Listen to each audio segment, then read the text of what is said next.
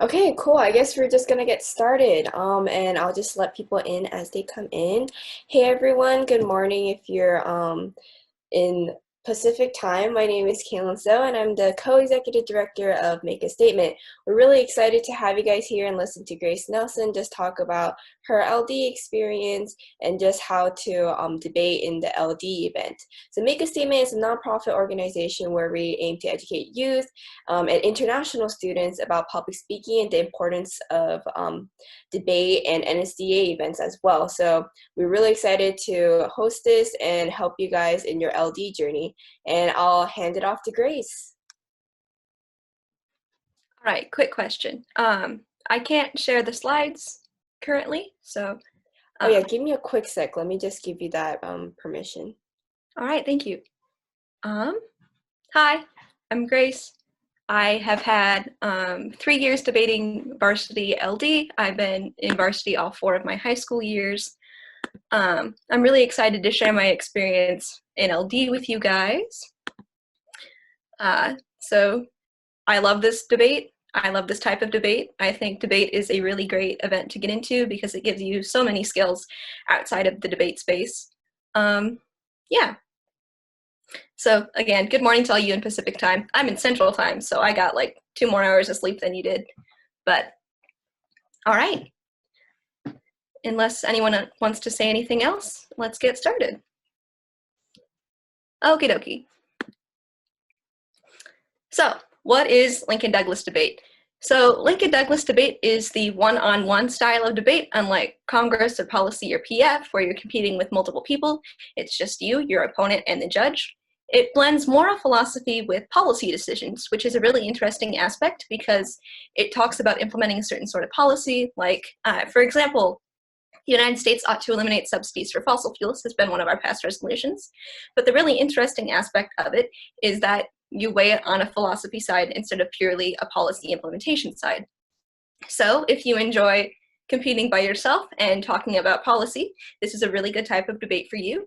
And your main goal within the debate is trying to persuade your judge to affirm or negate the resolution, so whatever side you are debating for. You have to advocate for both the sides. So sorry if you really like one side. You write 2 cases and you advocate for each side separately. So some examples of past resolutions have been states ought to eliminate their nuclear arsenals. The United States ought to eliminate subsidies for fossil fuels. And violent revolution is a just response to political oppression. So some of the things in common that we see throughout the resolution. So 2 of them use the word ought.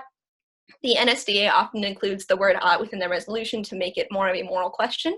We can see that in 2 of the resolutions, states have been the actors, whether it has been the United States specifically as a country or just multiple countries in general as preferred by states. And then we have the third one. So violent revolution is a just response to political oppression. One of the more recent ones has been predictive policing is unjust. So the scope of the resolutions, the wording changes, but the goal is the same. You want the judge to vote for your side of the case within the resolution. All right. So a quick note on judging. So a lot of times you're going to want to adapt to your judge's style in order to more easily pick up the ballot. So one of the main things that we have within circuit debate is the tech v. truth judging paradigm. So we have tech, so who is winning the flow, who has the most arguments standing, and who has successfully rebutted their opponent's arguments. So this is considered outside of how strong or true an argument is. It's just winning the entire flow, you win the tech debate. Or you have the truth debate. So who is more correct outside of the debate space? What world would the judge or yourself like to live in? And which advocation is more sound policy-wise? And so this is the spectrum, and tech is on one side, truth is on the other. Most of the judges are not on the extreme side of the spectrum. Most of them fall near the middle, but it's a good way to try to adapt your speaking style or debate style to how your judge specifically likes it, so that you may have a few advantages in trying to pick up their ballot. So what a typical LD case looks like. So every case starts out with a framework. This is where the moral philosophy aspect of LD debate starts to come in. So a framework allows debaters not only to question if a policy works well, but if it is moral too. So a framework consists of a value or value criterion. Sometimes you'll just have a single standard.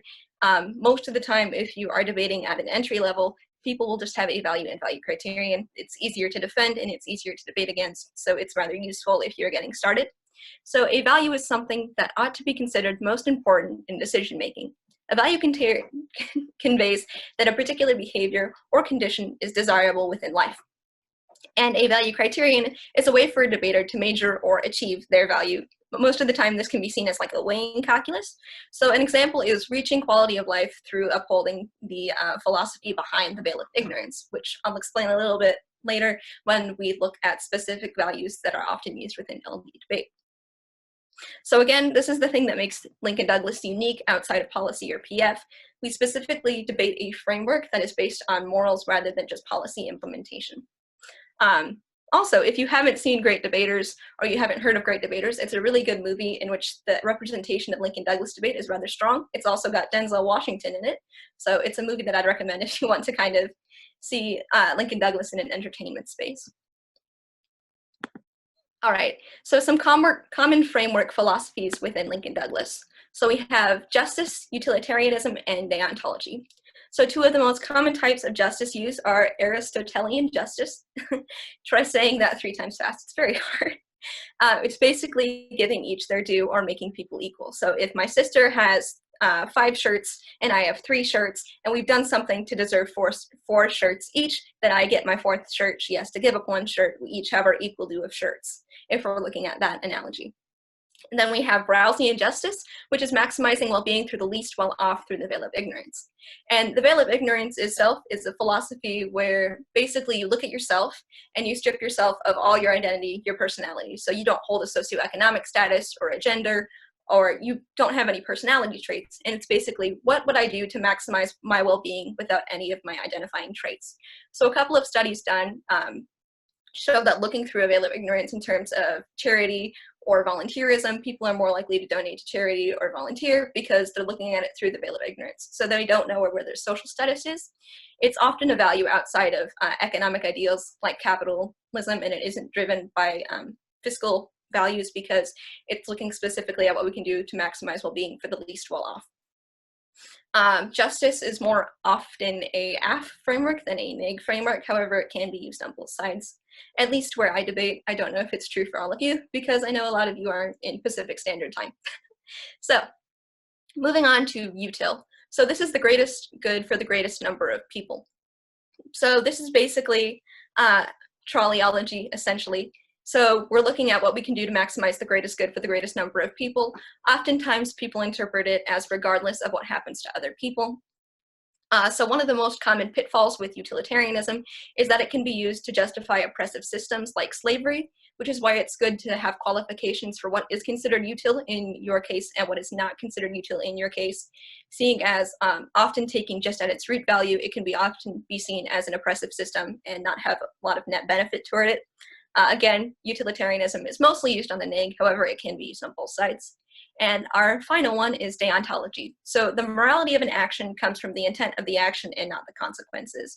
So there are 2 sides of this coin, again, kind of like truth be tech. So you have consequentialism and deontology. So deontology in itself, for an example, is I want medicine to go save my dying cat, but the person that I need to get the medicine from, it's too expensive for me to buy, so I'm going to go steal it.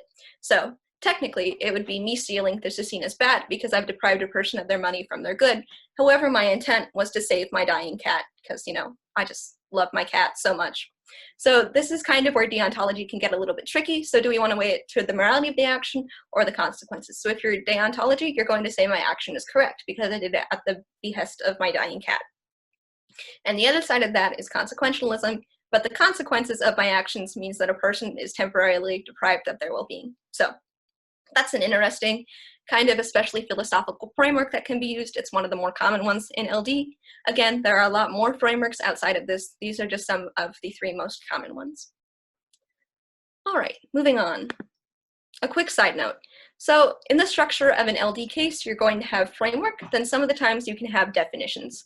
So most affirmative cases can or should include definitions for important phrases in the resolution. So this becomes more crucial the vaguer the resolution becomes so that your debate can be framed the way that you would like it to be framed. So for example, the one that we were chatting about earlier, states ought to eliminate their nuclear arsenals. Now, these are some definitions that I ran into when debating upon this topic. So first, states. Now, the tricky part here is, are we talking it talking about it is in like the state of Washington or the state of California or the state of Nebraska, or like states in terms of the country of Canada or the country of Paris or the country of Mexico. Sorry, the country of France.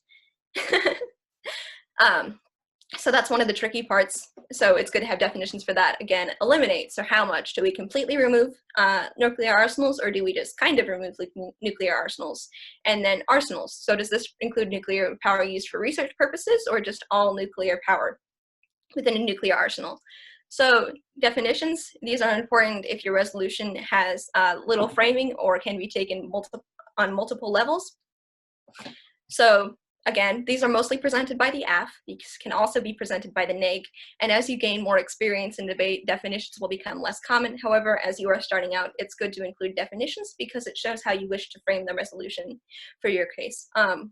One of the things that I would avoid, however, is getting into a definitional debate. Most judges do not like definitional debate because it looks specifically at the technicalities of definitions over the purpose of LD, which is trying to urge a judge to vote for you based on the soundness of your case philosophically or contention-wise. So, quick note on definitions. So after definitions, if you choose to include them on the F, you have a typical LD case, which includes contentions. Most of the time, an AF case will include about 3 contentions, a NEG case about 2. However, you will have some folks that will include 5 or 6 contentions within a case. However, 3 is a good place to start off with. So contentions are include support for or against the resolution. If you're on the AF, you're including support for the resolution. If you're on the NEG, you're including support against the resolution. And each contention has all of these things. So you have a claim, evidence, warrant, and an impact. So a current contention that I'm running, it's under whether or not the US should implement a federal jobs guarantee.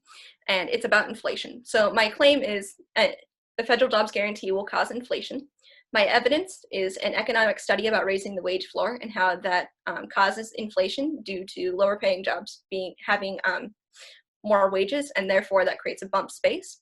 My warrant, or what's important about this, is inflation means money is worth less, and my impact is that we can have an economic crash. An economic crash, within my framework, it's about quality of life. So an economic crash is detrimental towards quality of life because money is worth less and we have less purchasing power for goods that we'd like or for things that we need like food and water. So that's kind of a more techie example of a contention, but the basic structure is claim, evidence, warrant, and impact. Oftentimes within LD debate, a bit of jargon that's used is your claim, your evidence is considered a card. So you have an author and then you have the following evidence, and the entire thing is considered a card. So if you hear me use that term, or if you hear other people use that term, it's just the evidence within a contention. And again, each contention should relate back to your framework. Your framework is the highest thing you're trying to achieve in the round. And if you have nothing in support of your framework, why should I vote under your framework? Why should your judge care about your framework if you have nothing that specifically relates back to your framework? Again, your framework is the most important thing in the debate because it asks the moral question. It answers the moral question of the resolution, which is the entire purpose of LD. So if you don't relate back to your framework, you don't have strong ground to stand upon, you have no foundation of your case. Again, relate back to your framework, really important. It's a rather common novice mistake. However, make sure you include your framework within your contentions. All right.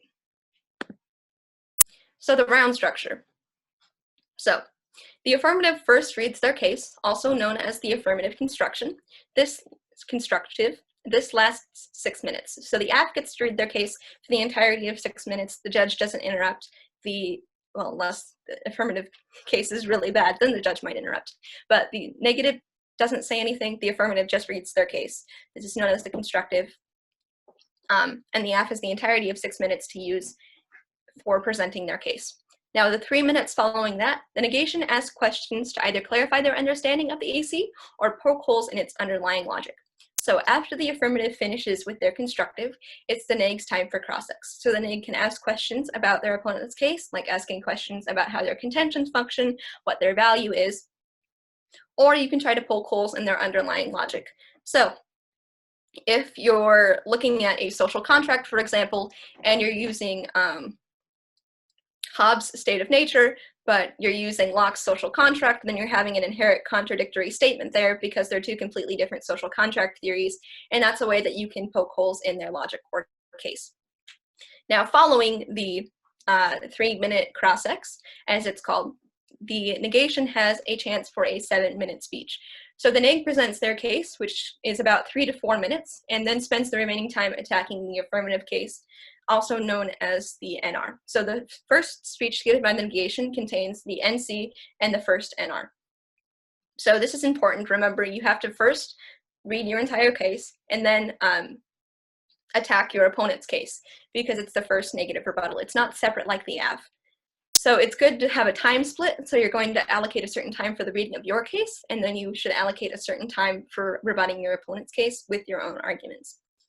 So this is followed by a 3-minute cross-ex when the affirmative asks questions of the neg. So it's the same as the first negative cross-ex, but it's just on the AF side. So during the negative cross-ex and the AF cross-ex, so the negation is going to ask questions of the AF in the first cross-ex. That's the negation's cross-ex. And it's important that the AF has good answers and does not question the neg, because it's not their cross-ex time. And for the second cross-ex, which is the affirmative cross-ex, the AF is going to ask questions of the neg. It's not the other way around, because it's the AF's cross-ex. So respect your opponent's cross-ex time. That's pretty important. All right, now we continue on. So we have the first affirmative rebuttal, which is 4 minutes. So during this speech, the affirmative allocates time to review their case and then attack their opponents. The AF can extend arguments that the neg dropped in their first rebuttal and respond to arguments in the negative case. So extending an argument is basically something that your opponent dropped. So if your opponent did not speak about it in their first rebuttal, that argument has gone dropped, and you can pull it through the flow and use it as a voting issue. So sorry, I had a notification pop up about my mom's email. So, yes. So if you drop an argument, you cannot respond to it in your second negative rebuttal because of the time skew or time constraint. This is basically, it's a fairness voter. Your judge will sometimes regulate what's said in the second rebuttal, sometimes not. So you're going to want to make sure that you know if your opponent has dropped any of your arguments or if any of your arguments have been dropped, because that becomes an important voting issue in the last speech. So after the AF gives their first affirmative rebuttal, the neg gets their second rebuttal. So it's similar to the first affirmative rebuttal. The neg goes over their case. They address their opponents. However, this is the last time the neg is going to speak. So they're going to want to crystallize the most important big picture and weigh arguments through the framework. So a lot of the times this can become kind of a debate with lots of evidence on the flow, lots of cross-applying, lots of arguments being won. However, in the last speech that you're speaking, you're going to want to say, hey, judge, look, this is the entire big picture of my case, and this is why you're going to vote for it. Those are called voters. And that's an important thing to crystallize in your last speech, because a lot of the judges, from what I've heard, they want you to make the judge's decision for them. So if you can present strong arguments, if you can relate back to your framework in a very strong way, and if you can crystallize the large, big picture of your case, the judge is like, hey, I have a way to vote for this person because they did all my work for me, and I don't really have to think about it. It's very simple that way. All right, and after the second neg rebuttal, we have the second AF rebuttal. So like the 2NR, the 2AR helps to weigh the impacts of the entire debate, crystallize whether the affirmative should win the judge, or present the last voters. Now, one of the things that I did not include in the case structure is prep time. In my circuit, debaters get 4 minutes of prep time to use however they like. Within, you can split it. This is mostly used between speeches. And it's time for you to look at your opponent's arguments, create your own arguments for that, or question evidence or have evidence handed over. Some circuits I know use flex prep, so you can use your prep time as basically an extension of the cross-ex. I'm not familiar with how it works everywhere. However, you will get a certain amount of prep time to use however you like within a round. So it varies. Usually it's at least 3 minutes, but you will get prep time. If you'll notice, the AF has 3 different speeches and the neg has 2 speeches. However, these both add up to 13 minutes of total speaking time. And the first negative rebuttal is located within the first constructive speech by the neg. So this can often lead to a time skew. that the AF has a shorter time to rebut their facts in their case. So you're going to want to make sure your first rebuttal and your second rebuttal are as clean and concise as possible, because you're on a time skew. You only have 4 minutes and then 3 minutes to crystallize your case, while your opponent has 6 minutes in their second negative rebuttal. So that's important. Make sure all your speeches are clean, but make sure your first AR and your 2 AR are especially clean, because you're running against the clock. All right, so some tips and tricks within LD. So first of all, to understand some important philosophies for debate, check out Crash Course Philosophy. It's free on YouTube, or if your school pays for it, that's another excellent way to access that. A lot of the framework and philosophy within debate is recycled or repeated, so if you can come up to a good solid block for a certain philosophy, that block can be utilized over and over again. It's a great way to invest your time in debate, since a lot of it is cyclical. So spend time researching important philosophies. You'll hit them again and again. If you have a solid understanding of them, that is so advantageous within any circuit, because again, they're cyclical, they're going to be repeated. So please invest your time in that. It's a wonderful way to get ahead within the debate world. And before you first read a case and round, record yourself and listen to how you are emphasizing words and points and projecting confidence. So confidence is one of the most important things, really, in any realm of life. Within debate, it's especially crucial, because you want to look like you know what you're talking about. Frankly, the more knowledgeable you are, the more you've read your case, the more you're familiar with your case, the more confident you become. That gives you an advantage, because the judge looks at you and you say, hey, that's a person that knows exactly what they're talking about. I know this person is credible, their case is airtight, this is a good debater, because they can project their confidence outward to me, and therefore I have another reason to vote for them, subconsciously, sometimes not subconsciously. But confidence is key to everything. Another good reason to read your case beforehand is to make sure you are within time constraints. Again, you have 6 minutes to give your first case. If you're AF, you have about 3 to 4 minutes to give your case. If you're neg, you're going to want to make sure your case falls under the time limits, because it's very important to get all your points across and have to have enough time to rebut your opponent's case or make arguments you need to outside of your constructive.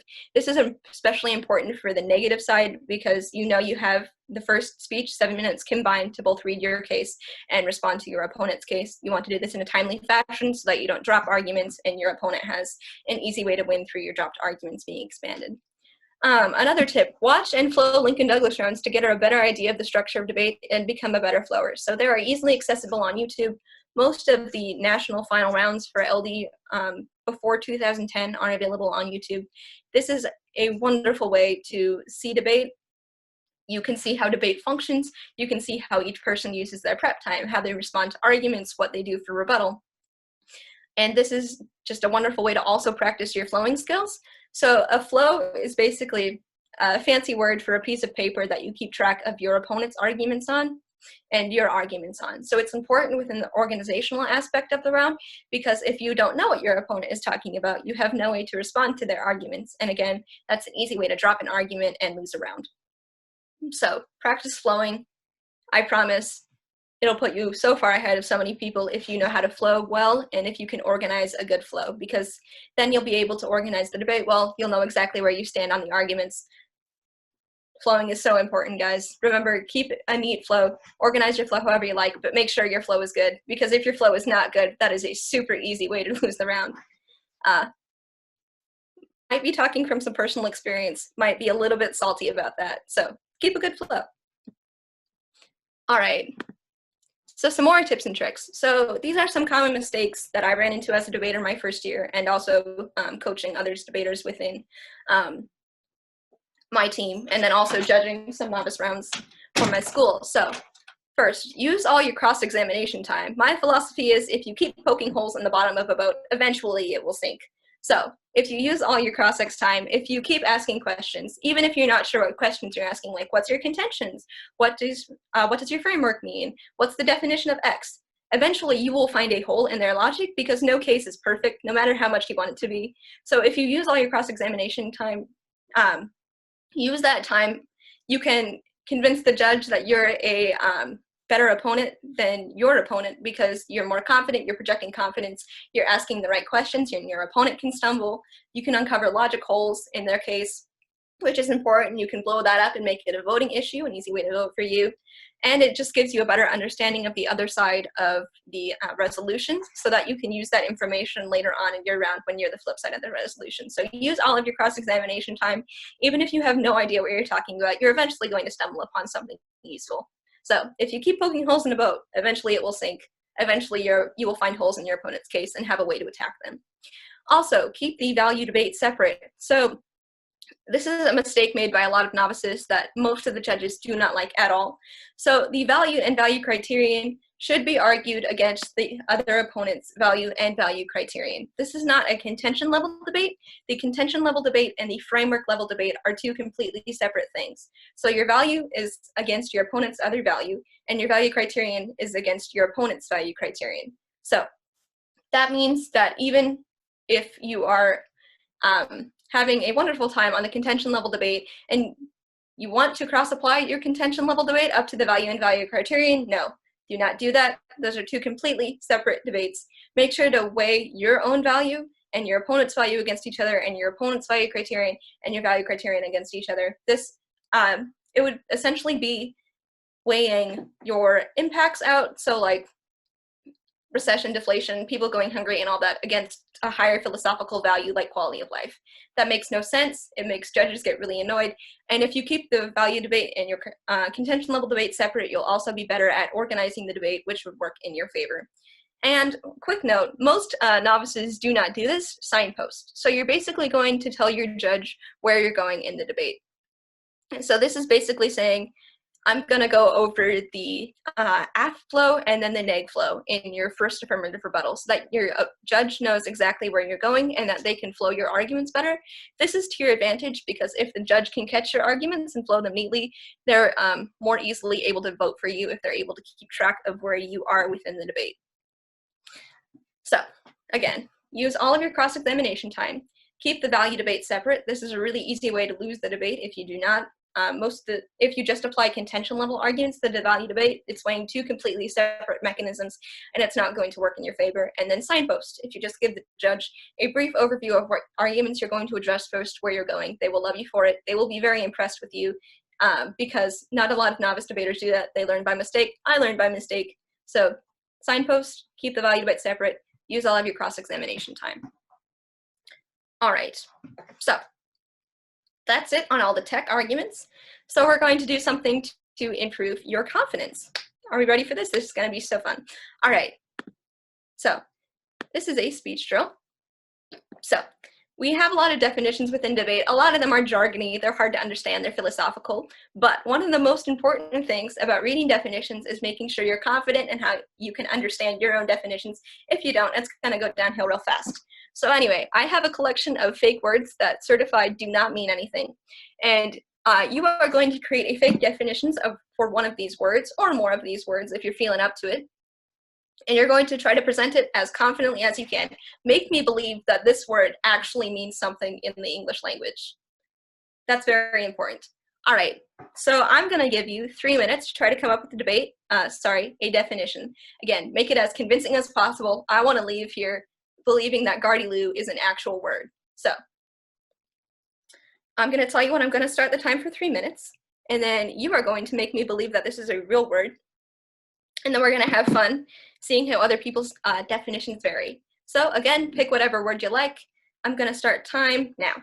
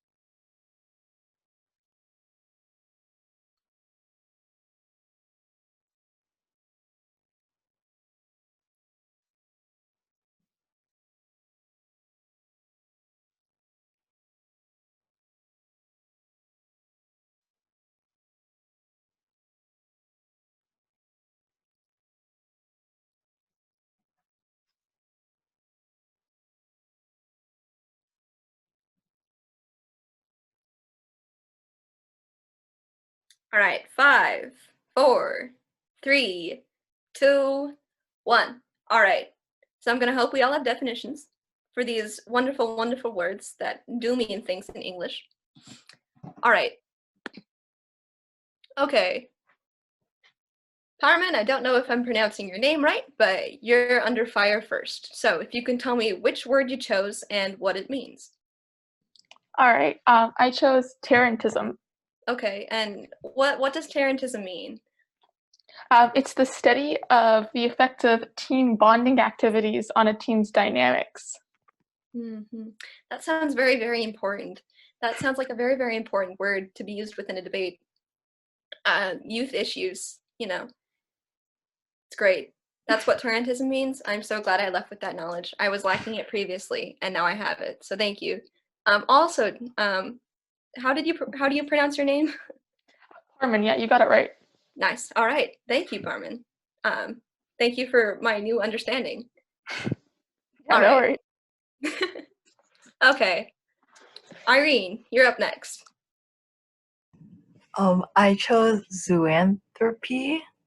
Okay, and tell me what zoanthropy means. So zoanthropy is the study of Zootopia, and it goes through the social and economic aspects, and it also goes through character development. Are we talking about the animated Disney movie starring a rabbit cop and a fox? Yes. Mm-hmm. I love that movie. I'm glad to have achieved a deeper understanding of societal influences within Zootopia. Thank you. Yeah, I really appreciate that. Good job. Yeah, I love Zootopia. I like that they have a rabbit. Rabbits are my favorite animal, so I'm not biased at all, but thank you. All right, and Cindy, last but not least, what word did you choose, and what does it mean? I chose tarantism, and Oh, nice. it means basically it's a special type of meditation where you focus all of your anger and frustration, and you try to like generate it out in a really aggressive way. And Taran actually means thunder, so you can sort of think of it as like thunder meditation. Thunder meditation. That just sounds like regular meditation to me, to be honest. But cool. I like the incorporation of Tarant meaning thunder. That's a very good aspect. Congrats, guys. You have me believing that these are actual words that I'm going to try to incorporate into conversation later today. Did anyone do more than one that they would like to share? All right, I'll take the deafening silence as a no. All right, well, don't relax just yet because I have another thing for you to do. This one's going to be a bit more difficult, I think. When I was first joining LD Debate on my team, this was a drill that we ran a lot. It was pretty fun. We did it on Fridays. If you notice, most of our resolutions within the LD topic are policy related or have to do with economics or different implementations and fiscal policy or diplomatic policy. So we don't have a lot of time to debate kind of the more fun stuff. So one of the ways that my team tried to put more energy into our debating style while following the same value criteria in three contentions, was making up fake resolutions that we liked and then trying to sketch a quick case around them. So these are some that I've come up with. These mirror the actual NSDA resolution wording that I've run into. If you'd like to advocate for an F or a neg, just let me know beforehand. So our options are: Marvel is better than DC. Winter ought to be considered superior to spring. Parrots ought to be valued over cats. And schools should eliminate the 5-day week. So, for example, I am going to construct a quick case around the resolution schools ought to eliminate the 5-day week. My value is going to be happiness. My value criterion is upholding the purpose of sleep. My first contention is that people sleep less on school days. My second contention is the horrendous amount of homework impacts my sleep poorly. And my third contention is having to wake up to an alarm 5 days of a week is horrendous for my circadian rhythm. So I'm going to prove that I need sleep. I'm going to prove that sleep is key to happiness. And if I want to achieve happiness, we ought to eliminate the 5-day school week. So that's kind of a brief structure of what some of that might be. So we have about 4 minutes to come up with a value criterion, and 3 reasons to say why each of the following is either true or false. So you can do a neg or an af, depending on how much you agree with the topic, but it needs to have a value criterion and 3 reasons. I'm going to be nice. I'm going to give you 5 minutes, seeing as this is kind of difficult. And I'm going to be very interested to see what you come up with. I'm also going to be interested to see if your mindset aligns with mine. So I'm going to give you 4 minutes to come up with a basic case structure. You can include some definitions of fake words if you like. I think that would be kind of fun. But again, project it confidently, speak to me confidently, make me believe that I agree with you, even if I might not. So you have around 5 minutes starting now.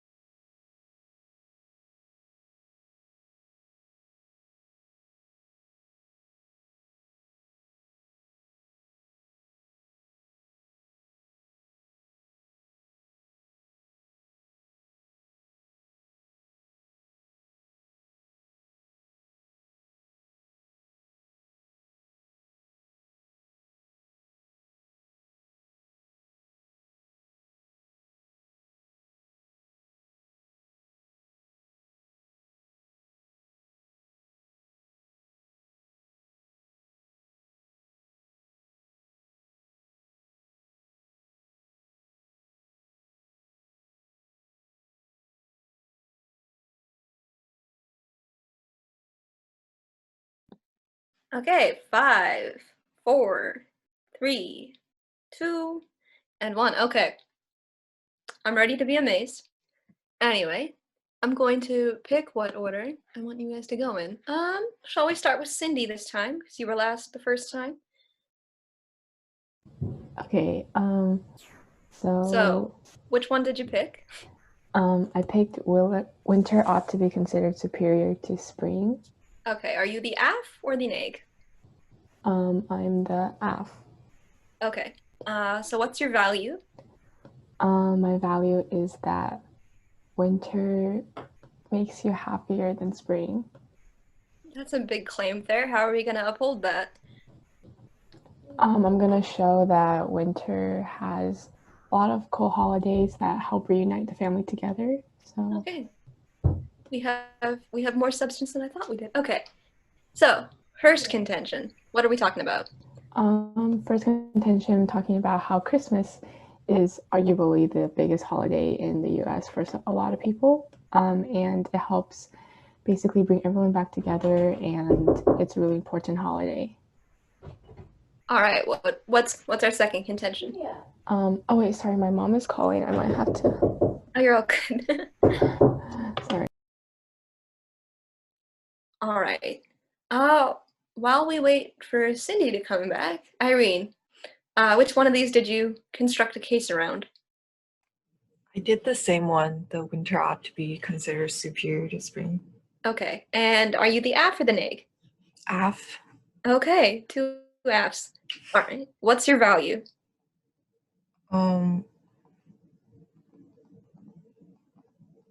Wait, I'm a little confused. Like, what?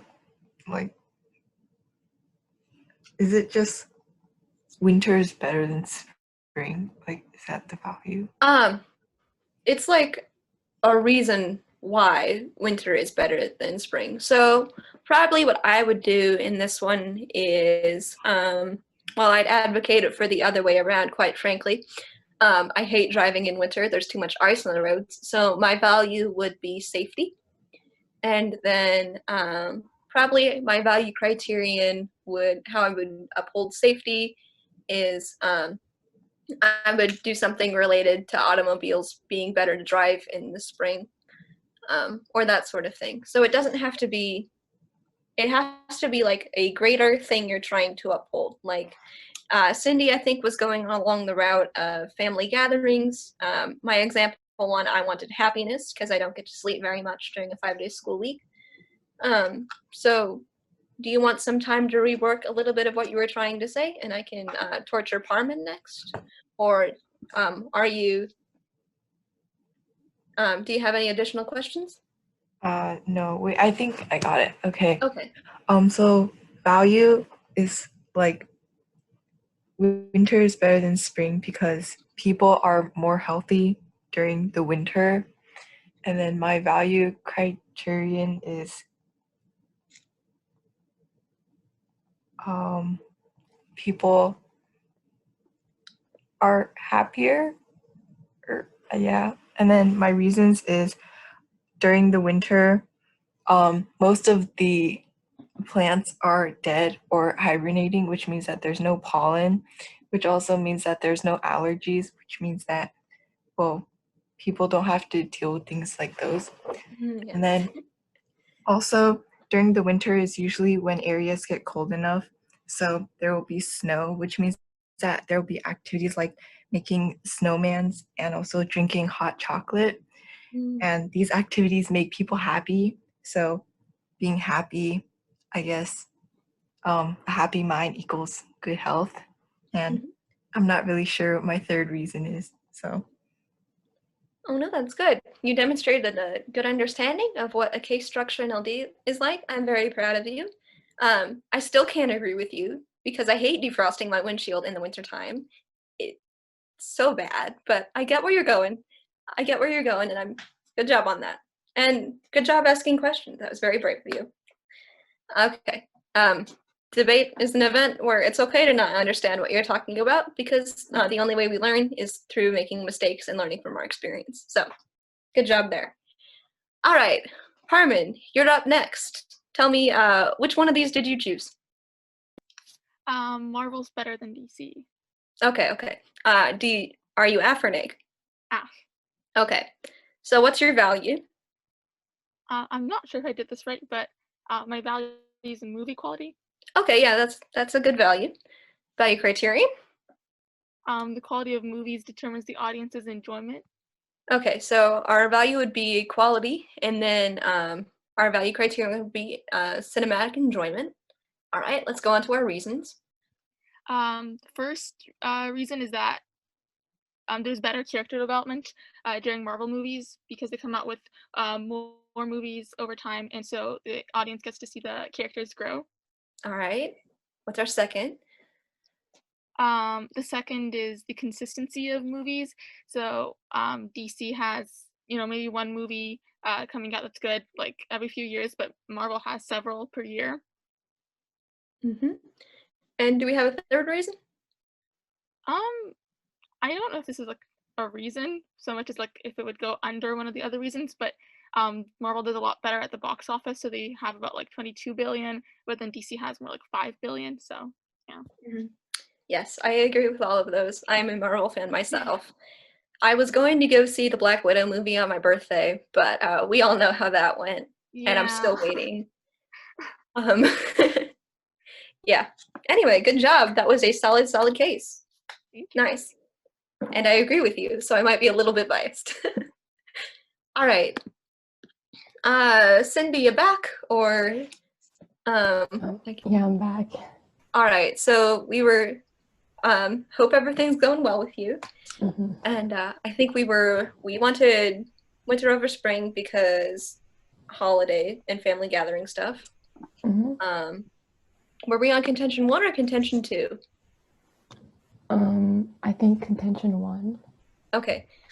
All right. So hit me with your contention 2. So my contention 2 is that during the winter we all have winter break, and Yes. winter break is all the time you can go traveling with, even like right now you can't, but before you could go traveling with your family. And traveling obviously makes everyone happy because you can get away from where you normally live and sort of like get away from stress. All right, and our third.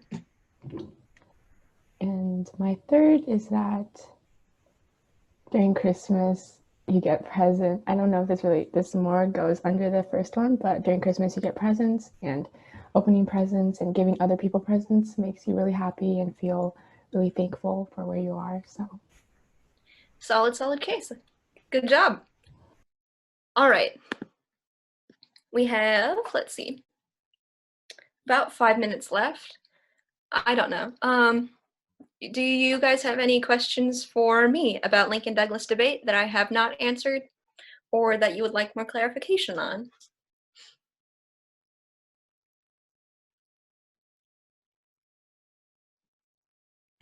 I'm still a little confused on what a value criterion is. Yeah, that's a good question. So it's basically a way that you're going to try to achieve your value. So back to my example with my value of quality of life, and then how I'm going to achieve that through the veil of ignorance. So basically quality of life is making sure everyone has a good subjective quality of life, whether it be like food or shelter or money that they want for entertainment, or just their basic human rights upheld. So that's what we're trying to achieve through quality of life. So that's what quality of life basically is. That's why it's important, because it intrinsically relates to human value and how humans value themselves. So quality of life is important. And then one of the ways that you could reach quality of life is through using the veil of ignorance. So like I said before, the veil of ignorance is trying to maximize the well-being of people who are the least well off. So if I'm a super rich millionaire and I have no problems, I'm not likely to go volunteer or see the worth in like free healthcare or anything, because I have the fiscal attributes to go pay for my own healthcare. I have easy access to different sorts of things like entertainment. I can go on trips when I want. I don't have to worry about having food or shelter because I am rich. I can achieve all those things. I don't see the struggle of someone who might not have as easy access to resources as I do, and therefore I would do little to try to help or understand them. Now, through the veil of ignorance, I can't see myself as a millionaire. I'm just a person, and I'm going to try to advocate whatever is the best for general humankind, because I have no defining attributes like being a millionaire or having food and shelter every day, because I don't know that. I'm just a being with no identity. So basically, the link chain that we're going for is that if people don't have their attributes that they do in life, if they had nothing, if they had no personality, no fiscal resources, no socioeconomic status, how would they treat people? And the link chain would be that we treat people well, therefore we're going to maximize quality of life through the calculus that if we don't know ourselves, we're going to do what's best for all people, because that could be us. So basically, a value criterion is the way that we're going to reach the value in the debate. So I hope that clarified things. Do you have any further questions? No, I'm good. Thank you. All right. There are a lot of videos on YouTube concerning value criterion, typical LD structure. That's a really good resource to look into if you have any further questions. Does anyone have other things for me?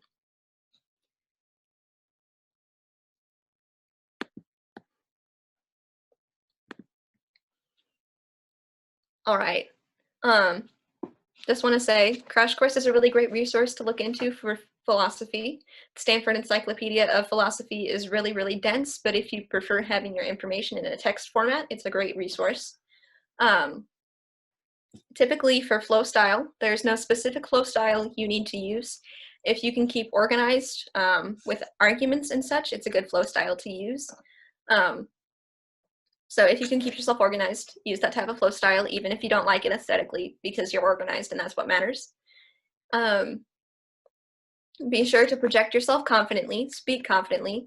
That's a good way to win or lose a round. We want to win rounds here. And basically, it simplifies to project yourself confidently, try to understand the philosophical workings of debate, because that'll put you at an advantage.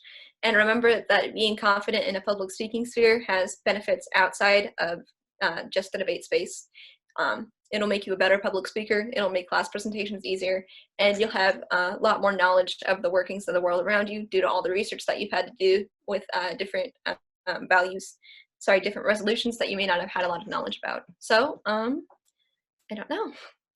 Are we good? Cool. Anyway, that is a Project Make a Statement's Instagram and email if you have questions or want to stay connected. It was lovely talking with y'all. I hope you enjoyed this crash course to LD debate. Thank you so much again, Grace, for guest speaking with us, and everyone, thank you for attending and just hearing Grace talk about her experience and getting to learn more about LD. Just a small correction, our Instagram is at Project Make a Statement, not Make a Statement Project, so feel free to check us out, and if you're interested in any future events, just send us a quick DM and we'll be able to reach out to you regarding that. And Jen, do you want to say anything? Sure. So also we have other workshops coming up. Our next one focuses on Parley, I believe. So once again, if you're interested in other events or want to experience them before actually getting into it and debating that event specifically, please check out our other workshops, and they'll be structured the same way as this one as well. So if this helped you, then I'd recommend looking at the other ones as well. Great. Thank you so much again for attending, and thank you, Grace, for your time.